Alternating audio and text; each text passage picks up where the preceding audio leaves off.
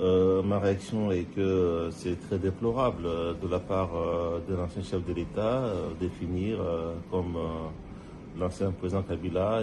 Igitekerezo cyanjye nuko biteye agahinda cyane kubona uwahoze ari umukuru w'igihugu arangiza ubuzima bwe bwa politiki cyangwa uko bigaragara kuri perezida wa kera Kabila kuva ku rwego rwo hejuru icyubahiro n'igitinyiro akaba umwanya w'umuntu wangiza igihugu cyamuhaye byose. Abaturage ba Kongo bamuhaye byose bamushyigikira ariko we arabisuzugura.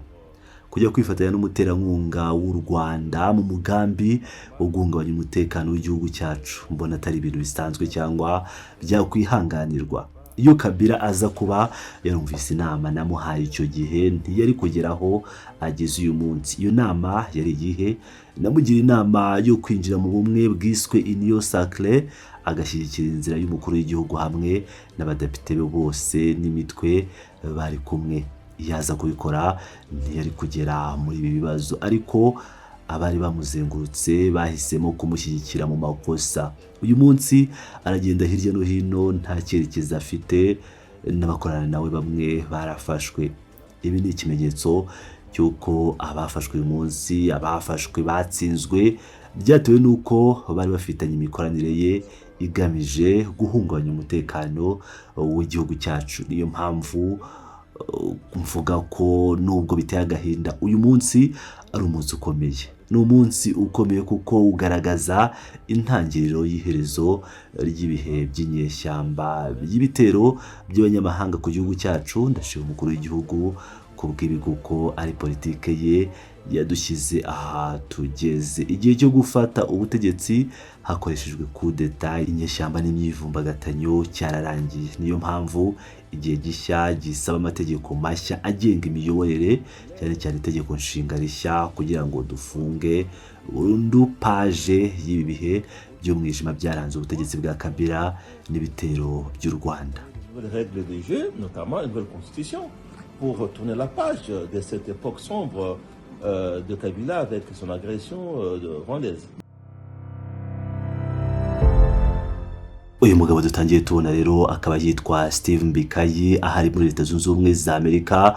Uyu mugabo ukomeye cyane muri Union Sacrée akaba ari muri Leta Zunze Ubumwe za Amerika aho yagiye guhura n'abadepite ndetse n'abasenateri bo muri Leta Zunze Ubumwe za Amerika kugira ngo ababwire uburyo u Rwanda rwateye Repubulika ya Demokarasi ya Kongo, uburyo u Rwanda ari rwo kibazo. Aha ngo yagiye gusobanurira abanyamerika ukuri kwikomeje kubera mu burasirazuba bwa Repubulika iharanira Demokarasi ya Kongo. Nyuma yaho rero uyu mugabo wabaye na minisitiri mu ministeri agiye atandukanye Repubulika ya Demokarasi ya Kongo ndetse akaba ari umudepite, akaba nyuma yaho Leta Zunze Ubumwe za Amerika zifatiye ibihano Joseph Kabila Kabange, ibihano bikomeye cyane. Ofisi yafatiye uyu Kabila akaba asohoye itangazo cyangwa ubutumwa bukomeye cyane. Ibi akaba bikoze nyuma y'iminsi mike cyane akoranye ikiganiro n'umunyamakuru akavuga ku Rwanda, akavuga uburyo imyigaragambyo yabereye muri Leta Zunze Ubumwe za Amerika, Canada, Kenya, Nairobi. Ibyo biganiro iyo myigaragambyo yose yabaye ari y'u Rwanda ngo yakozwe n'abanyarwanda itakozwe n'abanyamurenge. Reka tubagezeho kimwe mu bice bigize ikiganiro uyu mugabo yagize. No mugabo uri kwishongora cyane kuri Kabila. Reka tumwumve aho yarari kuvuga ku Rwanda nanone. Bonjour, depuis Washington, la capitale des États-Unis d'Amérique, je reçois pour vous un acteur politique très influent en République démocratique du Congo. Il s'agit donc du député national Steve Mbikayi. Monsieur Mbikayi, bonjour. Nshuti bavandimwe muraho, turi Washington mu murwa mukuru wa Leta Zunze Ubumwe za Amerika aho n'abatumiye umunyapolitiki ukomeye cyane muri Repubulika ya Demokarasi ya Kongo. Uyu ni umudepite wo ku rwego rw'igihugu Steve Mbikayi. Bwana Mbikayi muraho.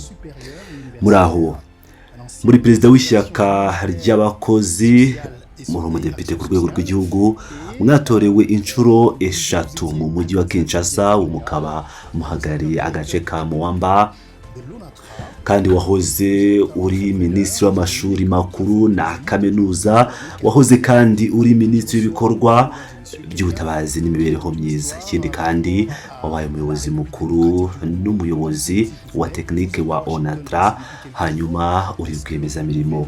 Ufite ishuri rya Reziniti uyu munsi rikaba ryita Cartesi.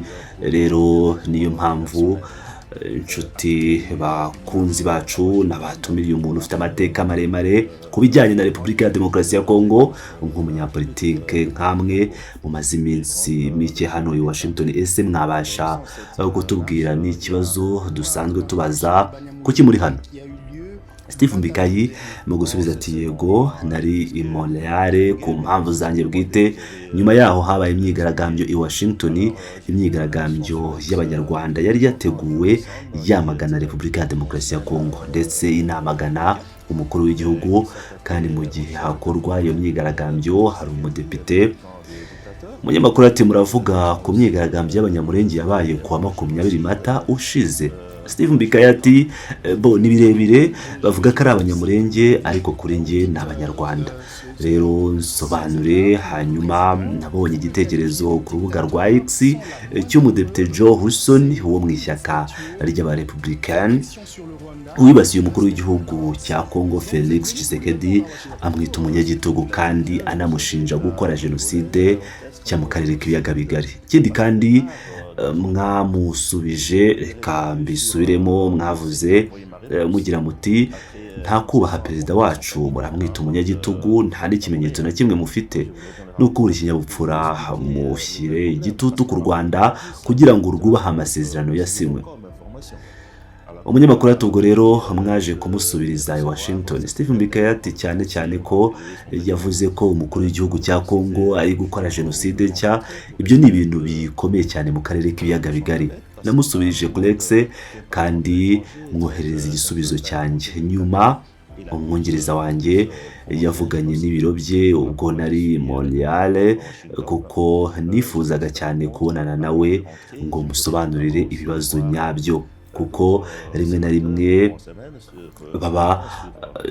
biba bitandukanye n'ibyo bumvise. Urumva ni amakuru babona rero, kubera ko yemeye kunyakira muri iki cyumweru ndetse mbere yo gutangira twahamagaye ibiro bye baza tumenyesha umunsi nzabonana nawe ngo tugerageze kuganira, kuko si byiza ko umudepite w'amahanga yita perezida w'amahanga umunyagitugu akaba anamushinja gutegura jenoside. Iyo mpamvu maze iminsi mike i Washington ntegereje inama mbere y'uko nsubirayo. Nshobora no kuzabonana n'abandi basenateri cyangwa abasenateri bakomeye b'abanyamerika ku kibazo cya Repubulika ya Demokarasi ya Kongo. Umunyamakuru ati ni ukuvuga ngo mwakoresheje amagambo akomeye kugira ngo twite ko mwatutse perezida wanjye. nje kubareba i Washington kugira ngo mbasobanurire ibintu birebana n'ibihari.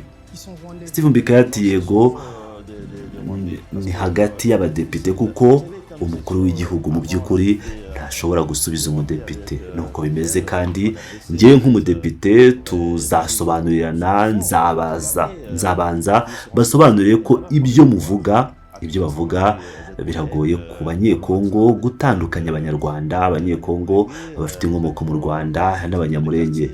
Mwavuze ko imyigaragambyo yakorewe hano yakozwe n'abanyamurenge. Sinumva ukuntu abanyamurenge bakora imyigaragambyo bagamije kwibasira Felix Tshisekedi, cyane ko ari we wemeye kandi akarenga ku bitekerezo by'abanyekongo benshi ko abanyamurenge ari abanyekongo. Sinumva ukuntu bakora imyigaragambyo bamwamagana.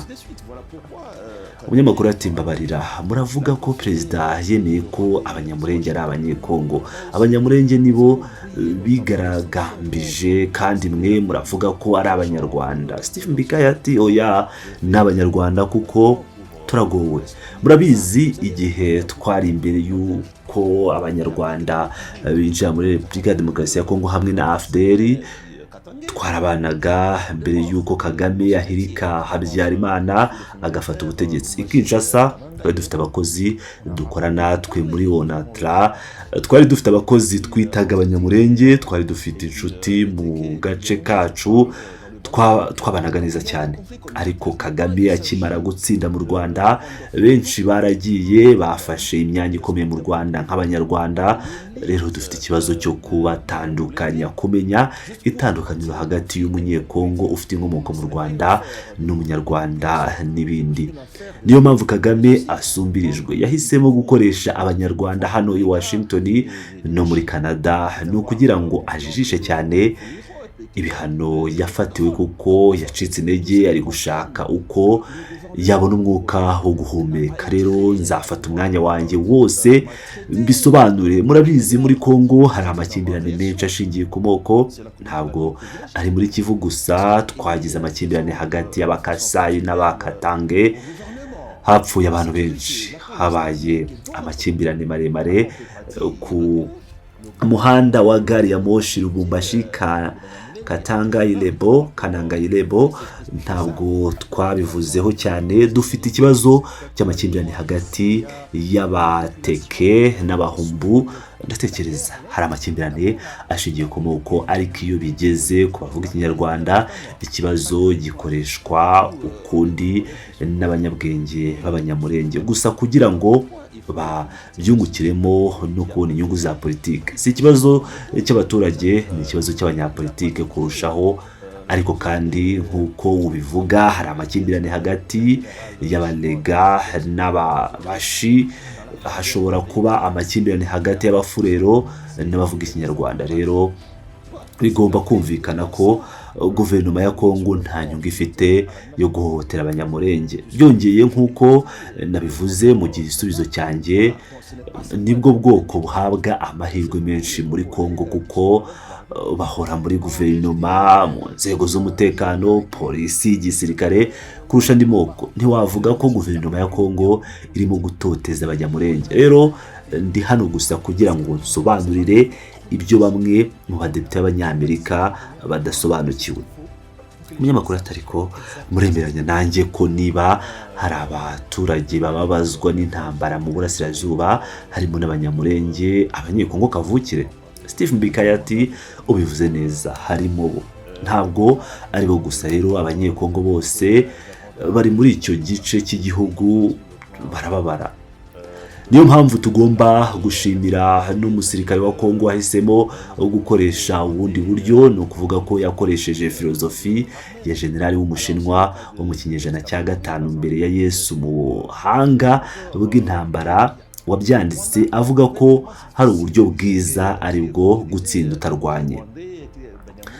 Urakabona nibyo yakoze, yimura ikibazo ku rugamba akijyana mu bundi buryo bwa diplomasi gusa kugira ngo hirindwe impfu nyinshi. Si byose ngaho rero, ubwo rero si abanyamurenge gusa bahababarira cyangwa bahazaharira, ahubwo n'abanyekongo bose bari mu burasirazuba bwa Repubulika. Umunyamakuru ati mu Cyongereza navuga nti here we go again, bivuze ngo dore twongeye kubivugaho. Mbona ko nta kiganiro cya politike na kimwe hatavugwamo izina ry'u Rwanda. Ese ntimutekereza ko mukorera u Rwanda iyamamaza rikabije, mugatera abanyekongo ihahamuka kubera u Rwanda, cyangwa nibyo bikenewe kugira ngo abantu bamenye neza ibiri kuba? Steve Mbikayati ewana, nibyo rwose. Ariko njyewe ni byose, ariko njyewe nigeze kwishimira cyane ko duhora tuvuga ku Rwanda buri gihe. Ariko se wowe urabibona iki? U Rwanda rwafashe igihe rwinjira iwacu cyane kandi duca intege mu by'igisirikare no mu mutekano. Murabizi ko twagize abanyarwanda bayoboye inzego zacu z'umutekano, bayoboye igisirikare cyacu. Urugero ni James Kabarebe wabaye iwacu mu buyobozi bukuru bw'ingabo zacu, nyuma akajya mu Rwanda. Murabona ukuntu bigoye gutandukanya nk'uko nabivugaga uwo uri umunyarwanda niba undi ari umunyamurenge, kandi abanyekongo nibo babirenganiramo. Ariko bafatwa nk'abajenosideri muri iki kibazo kuko abanyekongo binjiriwe kugera mu mizi. Mwarabibonye hashize ibyumweru 3 hatawe muri yombi uwahoze ari umudepite wa Repubulika ya Demokarasi ya Kongo i Brazzaville, yagenderaga u Rwanda. Hanyuma ntitukimenya umunyekongo wari we ufite inkomoko mu Rwanda ndetse n'umunyarwanda uwo ari we wa nyawo. Birakomeye cyane kandi turi inzirakarengane zabyo, kandi kubera ko tubivuga ibyo nzanasobanurira abadepite b'abanyamerika muri iki kibazo. Repubulika ya Demokarasi ya Kongo irarengana cyane, dore barasaba Kongo kwikemurira yonyine ikibazo cy'abanyamurenge, ikibazo cya FDLR, ariko nta karengane kuko ntiwasaba umuntu utarateje ikibazo kugikemura wenyine. Iki kibazo ni ikibazo kireba isi yose, kuko ubwo abahutu bazaga iwacu muri 1994 byasabwe n'umuryango mpuzamahanga, ariko kuki uyu munsi babikora nkaho ari twe twatumye cyangwa twatumije FDLR ngo izi wacu? Oya, ni ikibazo kigomba gukemurwa kuko habaye za raporo nyinshi z'umuryango w'abibumbye zinashinja guverinoma ya Kongo gukorana na FDLR. Ubwo rero tuzabigeraho. Hanyuma uburyo bwiza bwo kwikingira ubu ni ugukora iki? Hagomba kubaho nk'uko mbibona ubu k'abanyamerika babyinjiramo, uko umuryango mpuzamahanga ukemura iki kibazo cya FDLR wifatanije na Repubulika ya Demokarasi ya Kongo. Byumvikana ntabwo ari uko bagomba gukomeza kuba muri Kongo, ariko si inshingano yacu kubikora.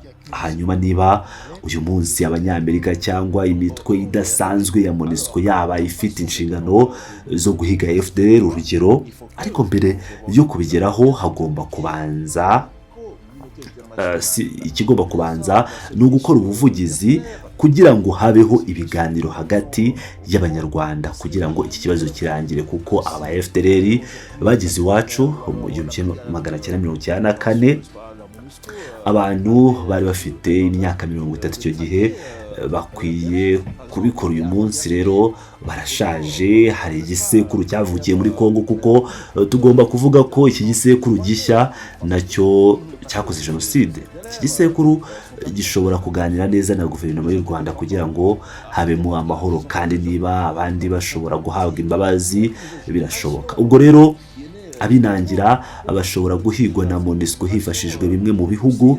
Rero si byiza ko abanyekongo bacu bemera kuba ari bo bonyine bagomba gukemura ikibazo cya FDLR. Oya, tugomba kubireba mu rwego rusange hifashishijwe umuryango mpuzamahanga wose. Umunyamakuru yahise agira ati iki kibazo kitujyanye ku masezerano yasinyiwe i Washington mu Kuboza gushize, kuko turi buvuge ku bindi bibazo byinshi bigezweho muri Kongo. Muhagaze he kuri aya masezerano? Nubwo nyuma yo kuyasinya amahoro atagarutse neza mu burasirazuba bwa Repubulika ya Demokarasi ya Kongo, amasasu yakomeje kuvuga mu burasirazuba bwa Kongo nyuma y'iminsi mike asinywe. Umuntu yavuga ko byamaze kuba ukunanirwa. Steve Mbikayi ati oya, ntitwavuga ko ari ukunanirwa. Murabizi ubwo aya masezerano yasinywaga, nabonye mu ruhande rwacu rwa Union Sacré abantu bakoze imyigaragambyo bavuga ko intambara irangiye. Nje narabyamaganye mvuga ni oya, ntabwo ari igikorwa kirangiye, ubu ngubu n'urugendo. Ubwo rero hazaba hariho inzitizi zizaza, kandi amasezerano ndayashyigikiye byimazeyo, kuko nababwiye politike nk'uko yigishijwe na Sun Tzu, generali w'umushinwa, ndetse na Liddell Hart, generali w'ubwongereza, mu gitabo cye Ingamba. Nawe yavuze kuri politike yo kuzenguruka umwanzi. Ugomba kujyana umwanzi ku kibuga ahashobora kuba umunyantege nke, kuko nk'uko nabivuze twinjiriwe cyane. Igisirikare cyacu cyagize intege nke nyinshi bitewe n'uko habayeho ruswa, ubugambanyi n'ibindi. Umukuru w'igihugu yagombaga kwimura ikibazo ava ku rugamba rwa gisirikare akakijyana ku rwego rwa diplomasi, kandi aho Kagame yashyizwe mu nguni uyu munsi. Umunyamakuru ati yego, niba hari ikintu twashimira Perezida Felix Tshisekedi ni ukuri uko uyu munsi yatumye ijwi rya Repubulika ya Demokarasi ya Kongo ryumvikana binyuze muri diplomasi ye. Uyu munsi buri wese azi neza ko u Rwanda ruri gutera Repubulika ya Demokarasi ya Kongo, ariko se nyuma yaho Steve Mbikayi ati kandi u Rwanda rwarabyemeye. Umunyamakuru ati yego, kandi u Rwanda rwafatiwe ibihano. Hanyuma se kubera ko muri mu ishyaka rya Union Sacré Repubulika ya Demokarasi ya Kongo ikora iki nyuma y'uko kumenyekana ku rwego mpuzamahanga kose? Steve Mbikayi ati oya, Repubulika ya Demokarasi ya Kongo ikomeza gushyiraho igitutu kugira ngo u Rwanda ruve mu gihugu cyacu, ariko hagati aho natwe turitegura. murabizi nk'uko nabivuze iyi nzira ya diplomasi twafashe yadufashije urugero kwisubiza Uvira tutarwanye, twarokoye amaraso yari ari kumeneka, ariko mu buryo bubangikanye n'ibyo igisirikare cyacu kirimo gutegurwa, kuko ntitugomba gushingira kuri diplomasi gusa, tugomba no kwiringira imbaraga zikanganye z'igisirikare cyacu, kandi hamwe n'abajenerali bose bariye ruswa batawe muri yombi hirya no hino, turi kongera kubaka igisirikare gishya kizashobora kugarura icyubahiro Repubulika ya Demokarasi ya Kongo nk'uko byari bimeze ku gihe cya Zaire, kuko mu gihe cya Zaire ingabo za FARDC zayoboraga mu burasirazuba no hagati ya Afurika, mu Rwanda n'ahandi hose, kandi ndatekereza ko ubu buryo bwo kuyobora bw'ubu buhoro buhoro tuzasubirana imbaraga zacu, kuko u Rwanda rudafite ubushobozi. Nari nabivuze muri Gashyantare 2025 igihe Goma yafatwaga na Bukavu igafatwa, murabizi ibyo twavuze kugira ngo mvuge ko nta muntu n'umwe wakomeje kuvuga. Hari abantu babiri cyangwa batatu nanjye ndimo twavugaga twamagana inyeshyamba, twamagana u Rwanda. Nari nabyerekanye mu nyandiko aho nari navuze ko Faci atazagwa, mvuge ko u Rwanda rudafite ubushobozi bukenewe bwo kwigarurira Kongo nini, kandi ko u Rwanda icyo rwashakaga cyane kwari ukwigarurira igice cya Kongo rugakomeza gusahura, ariko uyu munsi siko bimeze. Umunyamakuru atasi nimutekereza ko icyo gice kigeze ku ruhande rw'u Rwanda? Steve Mbika ati oya habe na gato. Umunyamakuru ati koko hari ubuyobozi bubangikanye na leta budakorera Repubulika ya Demokarasi ya Kongo kandi bukorera u Rwanda. Steve Mbika ati nibura diplomasi yacu yabashije gusunika Kagame yemera ko ingabo ze ziri muri Kongo, kandi ko yica amategeko mpuzamahanga ni intege nke mu ruhande rwe, kandi murabona neza ko ahangayitse cyane kuko iminsi ye iri kugana ku musozo. Umunyamakuru ati turabyumva habayeho ibihano, muvuga ko Kagame ahangayitse, ndabyemera, ariko se Kongo ikora iki nyuma y'ibyo byose? Kuko ni nk'uko mubivuga, umuntu aje kwiba iwanjye buri wese aravuga ati yego twabonye kuri umujura, ariko mukora iki nyuma yaho? Steve Mbika ati murabizi nk'uko nahoraga mbivuga, muri iki kibazo ni ikibazo cy'inyungu. Uyu munsi Trump ahanganye no gusesengura ikibazo cya Iran, n'ibanga rye rishidikanywaho. Hanyuma niba nanone ku rwego rwa Repubulika ya Demokarasi ya Kongo hagaragaye amasezerano, ikongera ikaba ayo masezerano akongera akaba umukungugu, ni Leta Zunze Ubumwe za Amerika zitakaza ishema ryazo. Kandi niyo mpamvu ndi hano, kuko imibonano nzaba nagiranye n'abagize inteko ishinga amategeko batandukanye n'abasenateri ni ukugira ngo mbereke ko bafite inshingano zo kurengera isura y'igihugu cyabo. Ubwo rero ntibashobora kureka umukuru w'igihugu cyabo ko ntacyo yabikoraho, bagomba kugira icyo bakora. Kandi ndizeye neza mbabarire ko uyu mwaka ibi bintu by'intambara bizarangira. N'urugendo hari inzitizi, ariko turumva neza ko turi kugana ku musozo w'iyi ntambara. Umunyamakuru ati turagana ku musozo gute? Ese hazakenerwa bya biganiro bisabwa n'abatavuga rumwe n'ubutegetsi, bitwaje intwaro n'abatazitwaje ibyo mudashyigikirana n'ubu? Ese hakwiye kongera imbaraga igisirikare kugira ngo cyisubize uturere twafashe, cyangwa hagomba gutegereza ko umuryango mpuzamahanga ugira icyo ukora? Steve Mbika ati oya, ntitugomba guhora twishingikiriza ku muryango mpuzamahanga. Ubu rero dusigaranye amahitamo abiri. Steve Mbika ati oya, ndabyemera, ibyo ni diplomasi, byumvikane, nitubizi. Ubu ndagaruka ku biganiro. Nabonye ko benshi batavuga rumwe n'ubutegetsi bashingira ku biganiro, si ukubera intambara bashaka ibiganiro. Ikibazo nuko batavuga rumwe n'ubutegetsi. Abagiye mu matora muri 2023 bari bazi ko atazaba, ubu basigaye hanze y'ikibuga bari gushaka uburyo bakwinjira muri system yacu. Opposition ya Kongo yarapfuye rwose, uyu munsi ntabwo ibaho.